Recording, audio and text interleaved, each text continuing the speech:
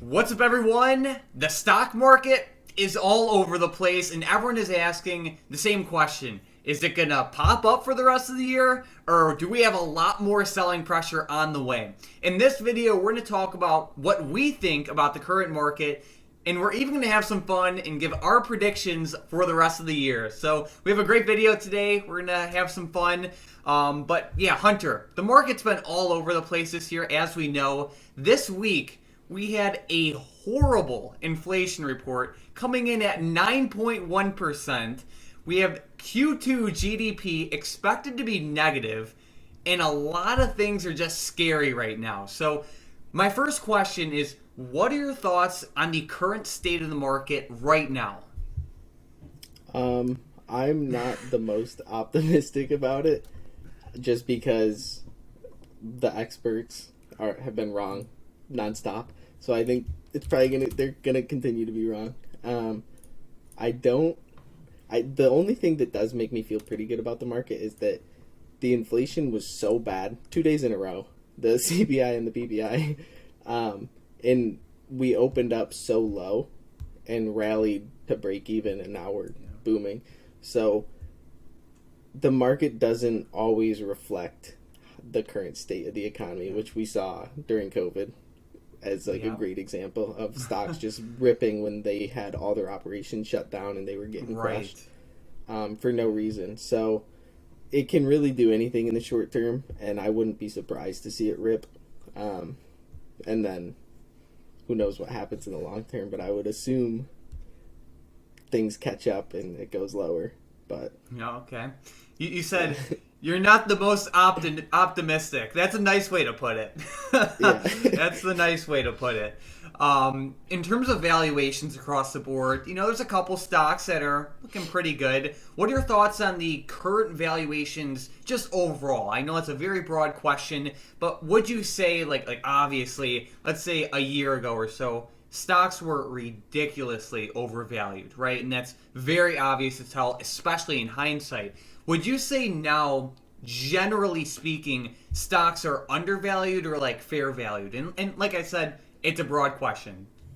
I would say they're overvalued still. Really? Really? Yeah, I would say a lot of them are significantly overvalued still, to the point where I wouldn't be surprised if some of the most popular stocks today were lower in 5 years. So what is your reasoning to back up the argument that stocks are still overvalued? Let's say you look at Meta as an example, or would you say Meta is undervalued? I think they're undervalued. That's one that I would be very surprised in 5 years if it was lower. Unless they really screwed up with the metaverse, which I'm not a fan of the metaverse. I think the metaverse is stupid. I was trying to bait you with Meta, Hunter. So, yeah. what are you thinking? What's your justification for in general, just a couple sentences or a basic summary as to why you think generally stocks are still overvalued? Well, the market PE ratio is still high. The GDP or the market to GDP ratio is extremely high. That's Warren Buffett's indicator, or his favorite indicator, and it's so high that either the market is going to have really low returns for a very long time, or it's going to fall in to the valuation. Those are the only things that happen. And if you get farther and farther away from elevated prices and it's just a super high, you're pricing in lower returns for yourself in the future. So stocks fall. It's a lot easier for them to fall. As you can see, months of gains get erased in a week. So it does happen, and I wouldn't be surprised if it did. It does. You don't even know anything could cause it. Right. Something crazy that you don't even know. Cool. All right, so now we're going to have some fun, guys. So while nobody can predict the market perfectly, and while not even Warren Buffett or literally anyone else in the world can perfectly predict market bottoms or tops, we're going to have some fun, and we're going to throw out our predictions for the rest of the year with the market. Hunter's going to give his, and then I'm going to give mine. So Hunter, I have to ask you, what are your thoughts on the market, the S&P 500, maybe the NASDAQ, for the rest of the year? Today is July 15th. What are your thoughts? I think that the SPY could get back up to 415, but I don't think, unless somehow, whether they fudge the numbers or not, or if hell freezes over and we don't have negative GDP for the second quarter and we don't go into a recession, then I think that we'll finish higher. Like, I think that'll really be good for the market in the short term. But otherwise, I think that we'll probably finish lower than we are now. Okay. For the rest of the year, if we get negative GDP, which is at the end of this month, I think. Yes, July 28th, I believe. So And just to earnings recap, season. yeah, that's going to be huge. So Yeah. correct me if I'm wrong, but you're expecting, like, if GDP comes in negative, you're expecting the SPY to, at the end of the year, be lower than it is now. Currently, the SPY is right around 384 to 385. And then you said if the GDP is positive, you're expecting it to be around 415, or are you just expecting like a retest of 415 at some point? Yeah. I'm expecting a You're- retest. Well, Okay. I wouldn't be surprised if it retests there at all, just because Okay. I've seen crazier things happen. Yeah, exactly. Cool. So if you disagree with Hunter, let us know in the comments down below. I'm going to give my prediction. If you disagree, let me know. It's fine. Everyone has their own opinion. I guess I believe that the market will be relatively flat and will trade between a range of like 370 and 415 for the rest of the year. I believe that most of the selling pressure has already happened. And some of the key points that I want to reference related to this is the market is notorious for pricing in events, especially bad ones, right? It doesn't always do it perfectly, but more often than not, it is looking forward and it's pricing in the future. You look at the inflation data that we had this week. It came in at 9.1%. Not only is that ridiculously high, but it's higher than most people were even expecting. And what did the market do? Did just fine. It's trading flat right now. The market is expecting a negative Q2 GDP reading. That would technically put us into a recession. That's what the market's expecting, and it's been pretty flat ever since that.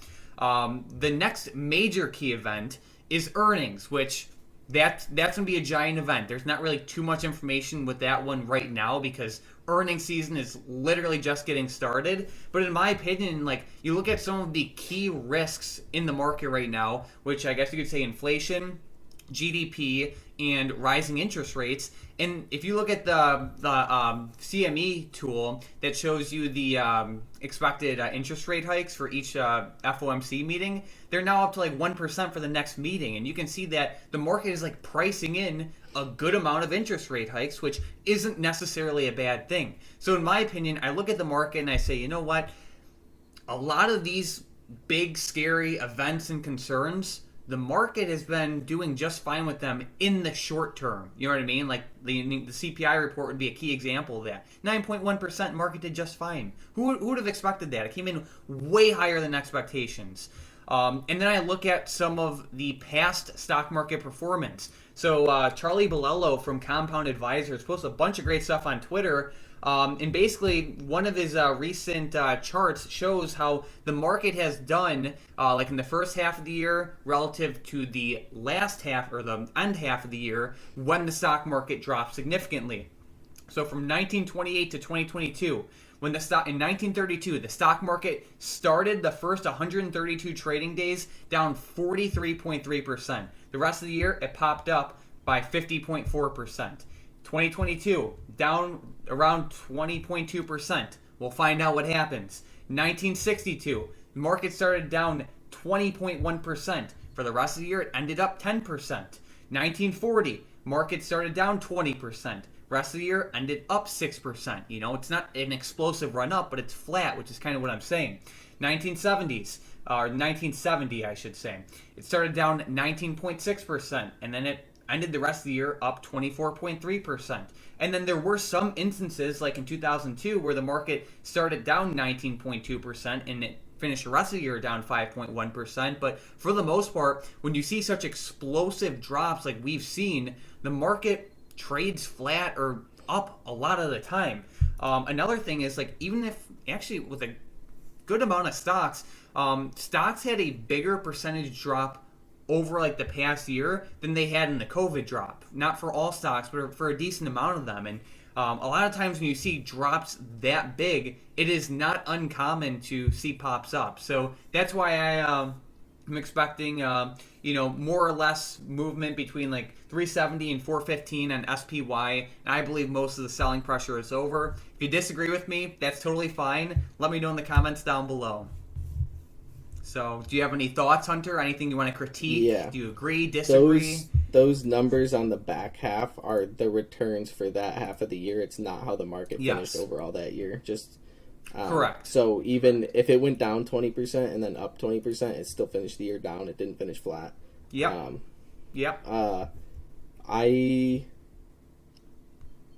Stocks did fall, some of them, a lot more than they did during COVID, but I think a large part of that is it was a lot of them were ridiculously overvalued due to COVID specifically because they just gave people money. They injected trillions into the market and they just inflated prices where Disney was trading double its all-time highs with none of their operations open. So things can fall a lot and still be overvalued. I would be surprised if we went into a recession and then 6 months later we were not lower. But then again, I also wouldn't be that surprised just because of the way the market's been. You would think during COVID they shut down Disney, it's going to go lower, and then a month later it's at all-time highs. But it's not so much that a recession's announced. It's what happens after, and everybody in the country's like, oh my God, we're in a recession, we're going to stop spending, we're going to stop doing all these things. And then that's when stuff really starts being reflected in companies' earnings in the following quarters and stuff like that. And if company earnings drop, then that makes the stock market PE ratio rise just in general. And to come back to a normal one, it has to fall even more. And during a lot of recessions, it's not that things just go to fairly valued. Like, very rarely are things in the market just pinned at fairly valued. It's either you're way overvalued or you're way undervalued. And that's the whole point of investing, is like you need to be able to figure out when we're in which, and that's how you invest, basically. So if we do have a bad recession, I wouldn't be surprised to see things that people didn't think we're ever going to see again. Right. Yeah, and that's very true. A couple points. Like, obviously, as we both know, every single recession is unique, and I feel like this recession will be very different from some of the most recent recessions for a variety of reasons. But I know a lot of people instantly think, like, recession, and a lot of people think, like, what happened in 2008 and 2009. Like, obviously, that was a brutal just collapse of multiple different markets, but it's also very important to keep in mind that technically we had a recession in 2020 as well, and like 2020 was a very different recession than what we had in 2008 and 2009, as will a potential recession in 2022. So it's important to keep in mind that every single recession is unique. One other thing I wanted to mention is you're definitely right when it comes to stocks, like almost always either being overvalued or undervalued. It's very rare for them to be pinned exactly at a fair valuation, you could say.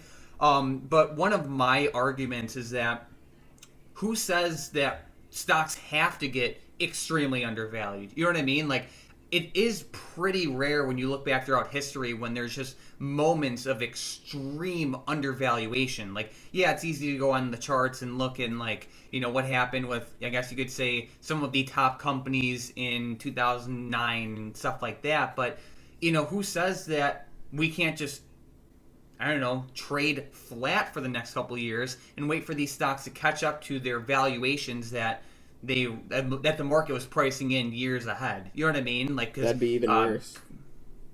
How so? Because if it went down fast and you were accumulating shares lower, you're getting a positive return from there, whereas now you just have dead money for years. So I would argue that that's worse than, and it's going to keep around garbage companies for people to invest in.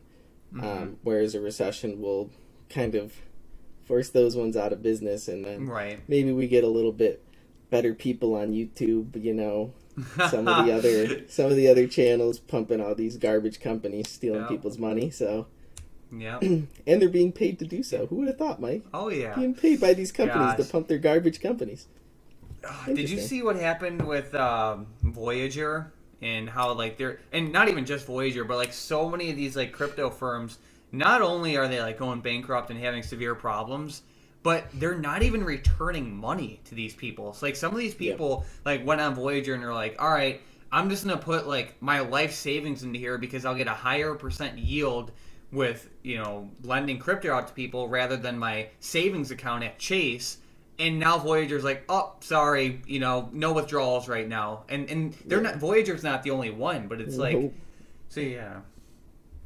Yeah. So And they were very, I don't know how to put it like nicely, but they were Voyager was pumped, I guess, or promoted by some very high profile YouTubers as if they were legitimate when really they were scams, as is most of 99% of crypto or anything related to it is a scam. And that's just how it's going to be. And we found it out the past month. You could just go on like Twitter and just see nonstop articles of crypto funds going under, them freezing accounts, them freezing withdrawals. You can't get your money back. It's horrible, like just ridiculous. And they were promising 50% yields for staking a coin. Come on. Yeah. Yeah. All right. Well, I felt like today's video was pretty awesome. We agreed on some points, we disagreed on some points, but I felt like that made the video fun. So let us know what you guys think about the market right now. Let us know your predictions about, the market for the rest of the year. And also let us know your feedback on this style of videos. Like I kind of like when we have a discussion like this. And of course, we're not always going to agree, but I feel like it, provides the most value to the audience, and I feel like it's just a fun style of video. Yeah, I just have one more point, is that Yep. this was like just, these predictions they mean nothing. Literally, Yes, they mean yes, nothing. They yes. you have no idea. Nobody has any idea. Buffett doesn't know. Peter Lynch doesn't know. None of the best investors in the world know where the market's going to be. Even a week from now, if anybody, the Yes. bank's putting out estimates of where the SPY's going to finish at the end of the year, it's all BS. So this was just speculation and fun of where we Yes. think things could go. Nobody knows. If someone's telling you they know, turn them off. Don't ever put them back on because you're going to lose money listening to whatever stupid stuff they have to say forever. Yeah. True. Very true. Very true. So thank you guys so much for watching. Don't forget to subscribe if you're new, and have a great weekend.